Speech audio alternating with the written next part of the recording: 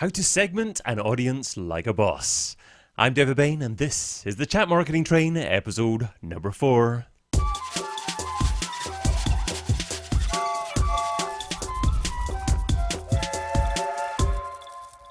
We all know that we should be making every single person in our audience feel that we're speaking personally to them. But if we're being honest, how much of our messaging truly does this? Today we're going to establish why you need to know how to segment your audience like a boss to take your chat marketing to the next level, as well as sharing several audience analysis and segmentation tips. In this video we're going to cover how to segment an audience inside MobileMonkey and 5 key takeaways for how to segment that audience. But let's begin by looking at the importance of audience segmentation and personalization with Virginia Nussey. Personalization has become a very important trend in marketing for the last few years, and technology is making that more and more accessible for marketers in the everyday with the platforms that they're already using. Obviously, we got really used to segmentation and the ability to hyper target our customers using advertising platforms. And now with all of our marketing automation platforms, we can create these awesome segments that help boost our performance because we're speaking more directly to the user persona or even the user themselves, right? With personalization, we of course talk about people's first names. We can greet them with a lot of familiarity. We know we've been able to ask a series of questions, especially if we're talking about with chatbots, to get to know who they are. We don't have to make assumptions about who they are. With our traditional landing page kind of model, we're kind of having to make a lot of guesses about who our user is and how they got there. But with chatbots, we can ask directly and we can engage them, and then we can serve them with exactly the kind of tailored content they need to help them in their journey with the kinds of problems that they're facing and find more of the kinds of content that they're really interested in that would enrich their lives. So that's one of the things that I love about chatbots, is that it enters people into a story and then we can continue on that story. For example, when people start talking to the MobileMonkey chatbot, they will immediately be asked well, first of all, the first question is, can we chat with you today? Or that kind of opt-in conversational piece. And then after that, we say we would love to show you all the ways that chatbots can help you. Would you like to start with the case studies? Would you like to start with the business use cases? Or would you like to start with some hands-on tactics? So depending on the kind of place in the buyer's journey that this user is in, or what their background and experience is, will kind of inform what they're looking for to learn more about and engage with us deeper. Once we know that they're really interested in case studies, for example, we tag that user as somebody who's interested in case studies. Maybe we can learn about what their industry is, the types of case studies that they're clicking on, so we know what they're interested in there. If we want to know if they ask for more information about business use cases for chatbots, then we're able to tag them as somebody who's in a certain industry for that use case, or looking for something with lead generation, or interested in an e-commerce use case. So we tag the users and we save all of that to these rich and growing user profiles. And now we can create really great segmentation to do follow-up content marketing and engagement and offers, right? It's really simple to set up audience segmentations in MobileMonkey in order to send follow-up messaging, whether it's automated drip campaigns or one-off mass message blasts to those segments. And of course, we're also getting a lot of kind of default information about users automatically if we're talking about chatbots in the Facebook system.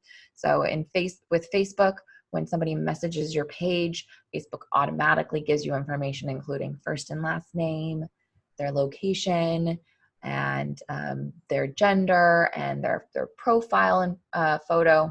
So you can make some educated assumptions about who people are based on the default data that Facebook provides. Great stuff. And the more segmentation you do, the more confident you can be that the message you're sending is going to be appropriate and likely to resonate with whoever's receiving your messages. And the last thing that you want to do is send loads of messages to an audience that is just not in the mood or just not right for that particular message. That's the quickest way to annoy people. And I guess annoy Facebook because you're sending the wrong messages to the wrong people. Yeah. For example, for a long time, Momomonkey was sending our subscription Facebook messages, dates to all of our users, everybody who was subscribed basically to the bot. But we were finding that we weren't getting the greatest engagement metrics, and we were also getting a number of blocks from people too. Now, these people had opted in, they were expecting our messages, but after a time, we were finding that our performance was really falling because of sending it to the full list, right? One of the segments that you can easily create using default information for Facebook is segment based on the language that's spoken. So we found that when we added a segmentation for people who are speaking English, because our messages were in English, it instantly improved our engagement and and lowered our block rate, because people were getting the message in their native language, or at least a language that they were familiar with. And that's kind of the power of segmentation there, and one of those obvious out-of-the-box filters that Facebook provides. And it may even be worthwhile to send messages based upon the version of English that they happen to be speaking. Absolutely. As much as you can, it makes sense for your business and who your audience is, then you can segment all day long, but you have to think also about like what's the best use of your time, and what's the value to my business. There are certain things that you can kind of figure out that are like real obvious wins there, and that was one that we kind of hit upon. I'm sure that as you learn more about who your users are, you'll be able to kind of create these larger buckets and these personas that align with the content that you're making, and that will be a good fit for that kind of balance between like value to the business and like time it takes to create that segment and that content.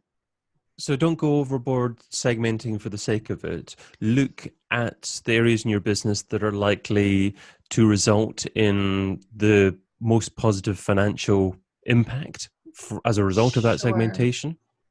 Yeah. Also, if you're able to test it, that's something that can be helpful. Like, um, there's a friend of ours at Mobile Monkey, Isaac Rudensky. He put together one of our first kind of chatbot marketing courses, and he did some tests around segmenting by gender with advertising. So if you're putting ad spend behind a campaign, right, you're going to be able to kind of create some like testing environments, and you'll want to see which campaigns are performing better. And they found data that supported that segmenting by gender and then speaking in language like that really reflects that, was a big performance booster as well. All right, I wanted to show you how easy it is to create audience segments with your Mobile Monkey chatbot when you wanted to, send that really specific content to just the right users. So here we'll take a look first at the example of a conversation where I'm going to ask people what service are they interested in. I'm in the bot builder right now. This is the advanced bot builder. And in this particular dialogue, I ask people in my quote request form example, what service are you interested in? And I've saved this response, whatever the user says, to product type, that's the attribute, and I've given them these three options: social media, copywriting, or bot building. So let's go ahead and create an example or an audience just of the social media group.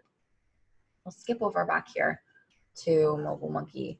And in order to create the audience segment of people who have responded that they're interested in social media services, I create a new audience. Let's name this audience social media inquiries.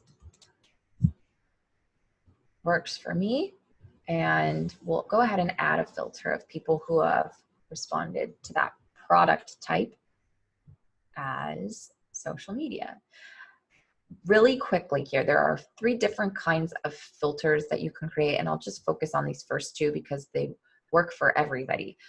If you ask a question that has multiple answers, then you would use an attribute. So since I asked the question, what service are you interested in? Social media, copywriting, or bot building, it's going to be an attribute with either of those 3 values saved to the user profile. And then if you are using a tag, it's just going to be one tag. So say you might tag somebody because they clicked this button or clicked this link. That's when you would use tags. So I'm going to hit the attribute filter, and I'm going to have a drop-down menu of options here where I can pick from all of my attributes. And we know this one is called product type, I think. Let's see. Product type. So I select product type, and you have options here like equals, does not equal, but we know we want equals. And we can see here that people have only answered social media and bot building when they've responded to this question, because in the drop down, it'll give us the options of people, it'll have what people actually have saved to their records. So we're creating this social media audience, and we'll save it.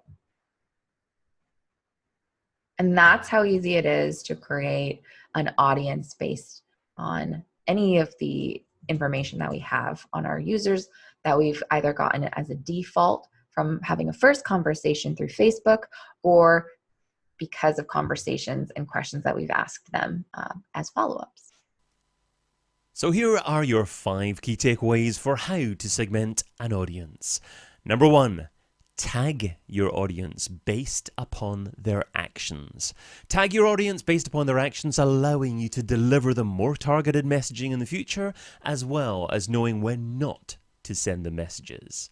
Number 2, ask your audience to self-select what they're interested in. Add an attribute, which is like a self-selected category that your users belong to.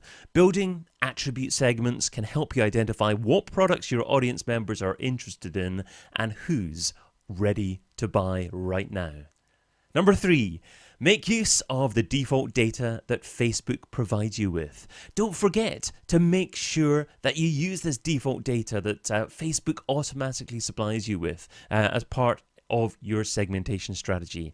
Remember the example that we shared with you on how to improve engagement by ensuring that the messaging you send is in the language that your user prefers.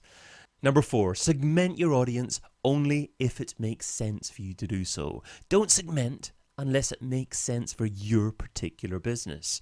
Segment your audience based upon your products and your services, increasing your ability to encourage users to engage with what you do and the content that you produce.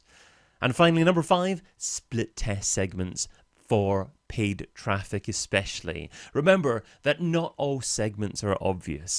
Our last example showed that you may improve your engagement and conversion rates by tailoring your message to a male or female audience. When you're driving paid traffic to Messenger, make sure that you continually run split tests to your audience segments. The results may surprise you. We'll see you again next week for episode 5 of the Chat Marketing Train. Adios.